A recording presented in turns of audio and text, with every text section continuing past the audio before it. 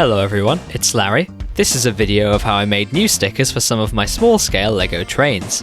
Bill and Ben were my first proper small-scale custom builds. Well, the first I was proud of. I had made Thomas, but this is what he looked like at the time. Anyway, I realised how effective stickers for my builds could be, and that was the first time I gave it a go, deciding that transparent sticker sheets would be the best way. As they're see-through, I wouldn't need to colour match the ink with the bricks. And at the time, it seemed fine. I was happy with it. Other than realising that because it's ink printed on the sheets, I couldn't print white on them, or light colours. But oh well, that only mattered for the eyes, which looked grey like the face at the time. When I redrew faces for Bill and Ben, I reprinted them on sticky back white paper, so that the eyes would look fine. But unfortunately, now that time has passed, it's clear the transparent sheets had other disadvantages. It's surprisingly thick, and didn't like to stay wrapped around cylinders, or stay stuck onto a curved surface. And you could see pockets of air right through it, which just doesn't look good. So all in all, it looks a bit naff, especially compared to more recent jobs. And whilst I had made some improvements to Bill and Ben, like replacing the face sticker and adding red strips to the base, I thought it was time to properly redo them, and replace the stickers made with transparent sheets once and for all. But they weren't my only models to use it. My Greater Anglia Class 755 build also had some stickers printed for it on the same sheets, and I feel much the same about them. They just don't look great. Also, I only printed stickers for the Greater Anglia logo and nothing else. At the time, wanting to keep stickers minimal, to give it an authentic LEGO set look. I didn't want to rely on stickers for it to look like the real thing. And also, I thought tiny finicky details would be too bothersome at this scale.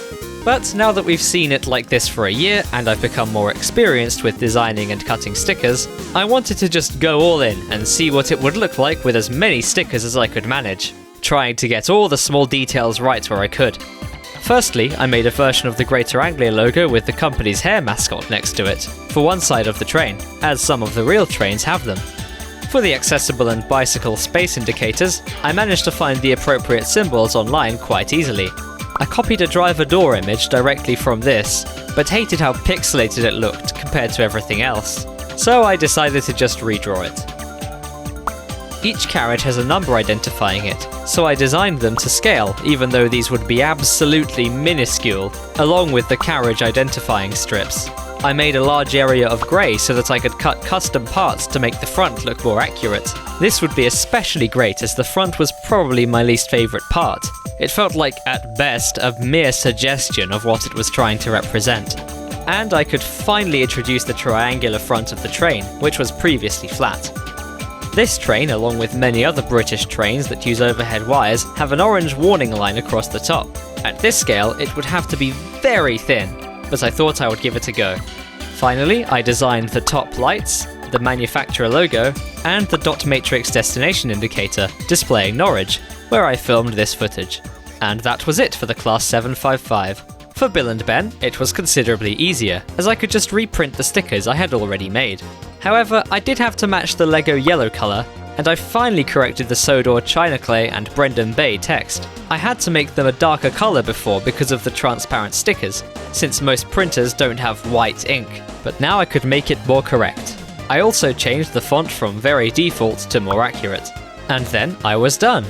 And I printed the stickers, though I reprinted these ones to be more accurate to the colour.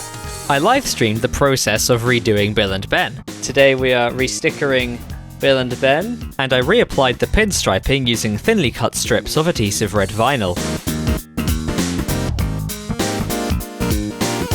I've just pinstriped those, and yeah, you have these ones which are falling off and don't look as good. And I could finally, satisfyingly peel it off. Then I redid them.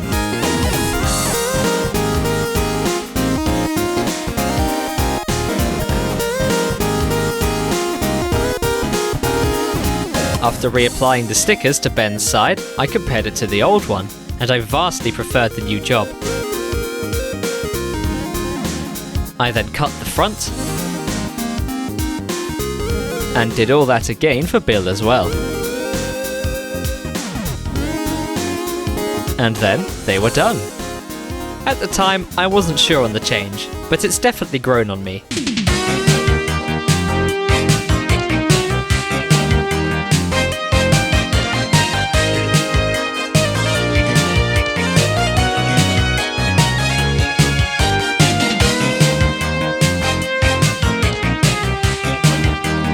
Also, they made a sneaky early appearance in the Percy video. After a quick break, I returned to do the 755.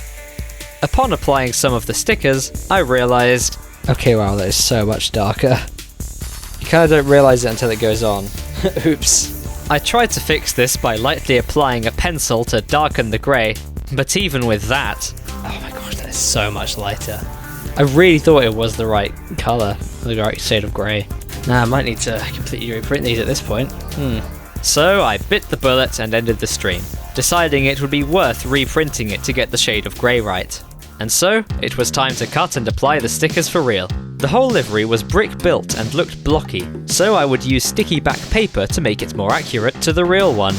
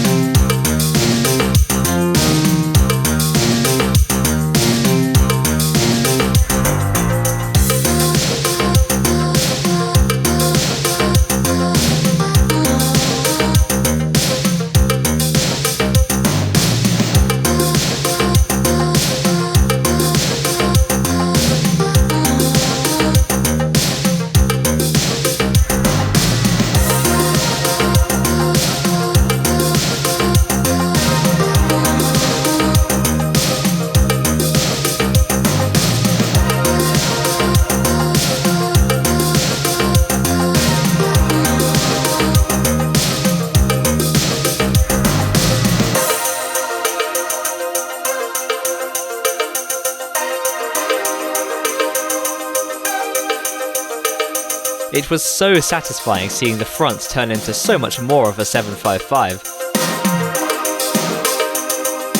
And then, it was done.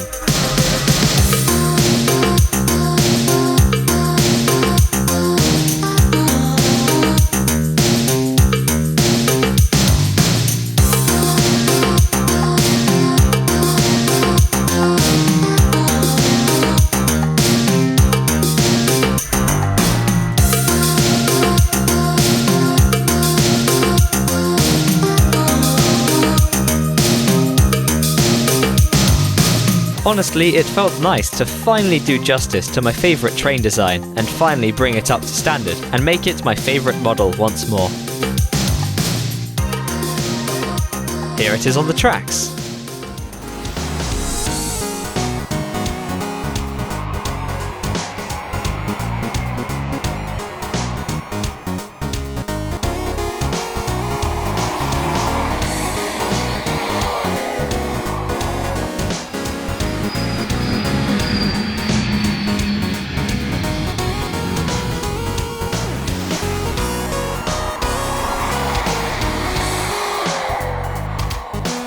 And here it is with Bill and Ben. Well, I hope you enjoyed this video. If you did, please like and maybe check out my other stuff.